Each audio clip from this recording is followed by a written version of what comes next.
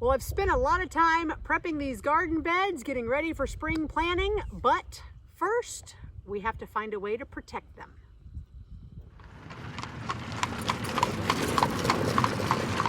I'm always looking for a way to reuse, recycle, and save money. You know, we have so much stuff on this property, so many resources, some natural, some not so natural. But right at the moment, I'm actually looking for fence posts for our garden. There's no sense in us paying the high prices for fence posts. Plus, I don't want the chemicals that would be in treated fence posts. But we definitely have a major issue with wildlife out here. They pretty much decimated my garden last year. So one of the things I'm doing, we have a lot of cedars, a lot of cedar trees out here. You can see behind me, you're actually looking at 2 or 3 cedar trees just right here. But this particular area is really close to my orchard, which has apple trees. So cedars are known to spread different diseases to orchards. So I'm starting my search around the orchard because I can cut out these small trees, use them for fence posts that don't really break down very quickly. And then I can also save my orchard that way. You can see we've got plenty of trees here. So these cedars aren't that healthy anyway. You can see this one right behind me. It's not dead, but it doesn't really have much leaf cover because it's just too shaded.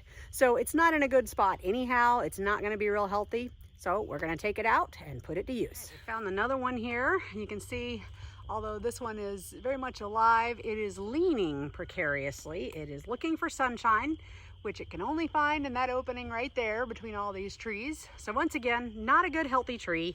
Never will be because of the bigger trees around it. So I'm gonna mark it with my string here and Sean's gonna come cut it out. I'm primarily looking for trees in the roughly 3-inch range just to support a garden fence. But this particular one is a little bigger, which will be ideal for a corner post or a gate post. So I'm gonna go ahead and mark it. We're still thick in the woods and right by the orchard. So I won't be opposed to that one coming down to save the orchard in the long run. Here's yet another one I just found. You can see it is chucked right up here in a cluster of trees. No real chance for thriving. And in addition to that, it's all wrapped up in grapevine. So if it were just the grapevine, we could cut that out, but because it's also in a cluster of trees here that are bigger and healthier, once again, we can take a tree that's not gonna thrive and put it to good use.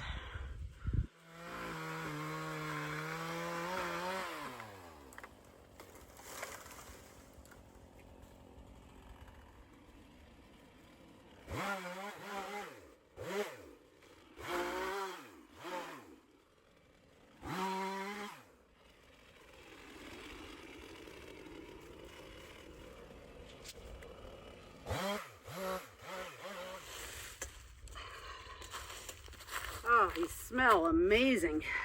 I love the smell of cedar.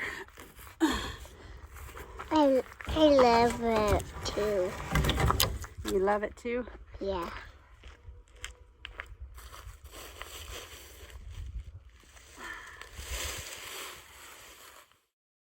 Since this is only a garden fence, these posts are only 2 feet in the ground. The quickest and most cost-effective way to do that is just by hand. Well, we got all those cedar posts out of the woods and now they're planted into the ground. Let me show you a little bit about how we do the corner piece first.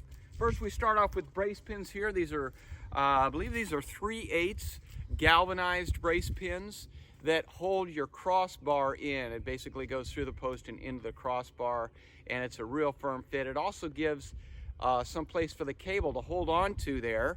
We use these cables here attached with a gripple. You might have seen these online. It says gripple right there. There is a tool that actually helps you put these on. These are also removable. There's a little key that I have in my pocket. I can remove these, but that's a little tricky. This is nice because if this relaxes over time, we can retighten it. Now, if we come over here, this post, now we've got the crossbar and the diagonal.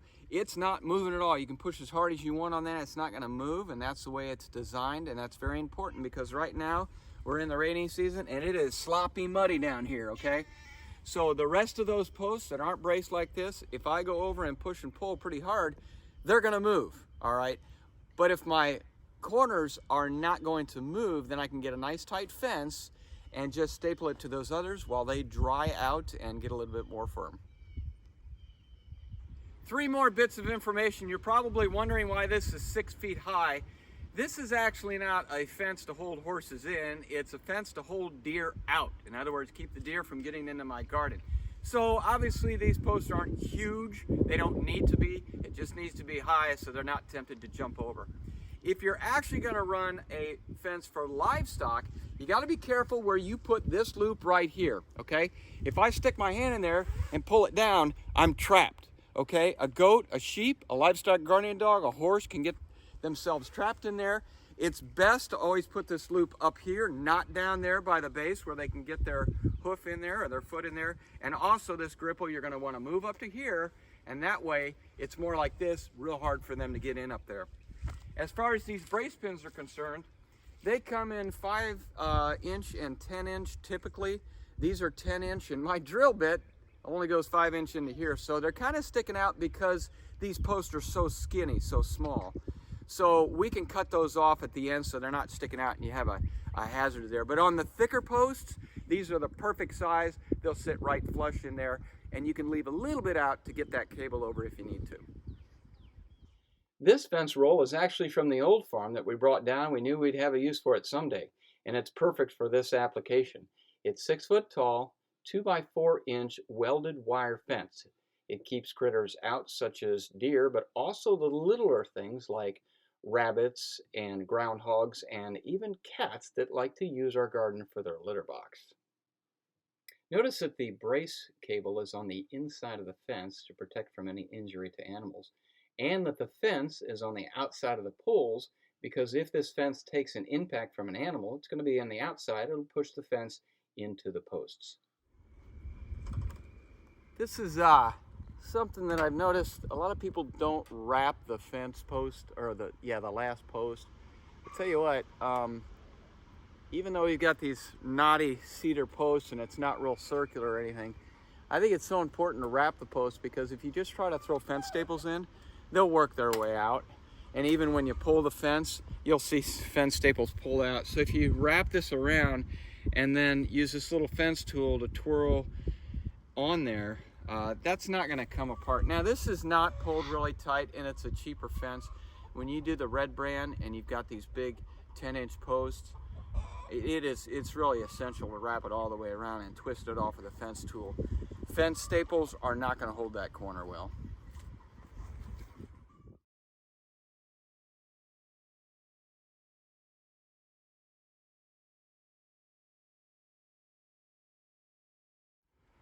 So we want to pull this fence, and we want to pull it tight, and we want to pull it evenly. So typically, past the last corner where I'm going to pull, I will dig a hole in the ground and put a temporary post in that hole, okay? And sometimes you can put 2x4s in the front and whatnot, but it's not going to set there. You're just going to drop it in the hole so that you can attach the fence puller to it and pull evenly so it's directly in line with this fence line here. Once you're done, you pull that pull out and you fill in the hole. Normally the hole for this temporary post would be much deeper, but because I had a way to tie back the top of the post, I only dug about 12 inches down. Typically I don't have a van available to pull on the post, but that van is holding this post from basically flopping forward. And what I've done, I've got 2 of these pulleys on here, and then the fence puller. This, I think when we bought this, it was $60. It's probably way more expensive now, but worth its weight in gold because it holds the fence evenly. And I can go down the line of the fence and say a little bit more bottom, a little bit more top, a little more bottom, top, so that fence is straight up and down. If you just pull at one single point, the fence is going to be cockeyed. But this allows me to even it up all the way down. Okay. I'm only putting in 4 fence staples per post because it holds the fence straight up and down and holds it flush to each post. Before I nail this last post, I want to click these one more time to make sure it's nice and tight here. Then I'll leave it secured to the fence, and I'll begin to cut the wire and wrap it around the post and knot it off on that side of the fence. So both the far end and the near end will be wrapped. This is pretty tedious work, and it's a one-man job, so Danielle left me all alone. I just want to update you on what I'm doing here.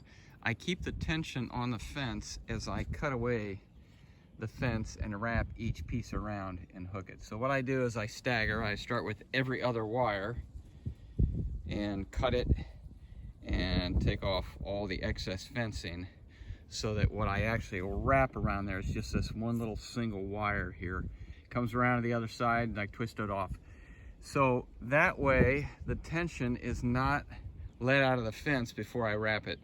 Eventually I'll get down to 2 of these wires left, and then I will release the tension, and that way 80% of them are wrapped, stapled, and twisted before I ever let the tension off the fence.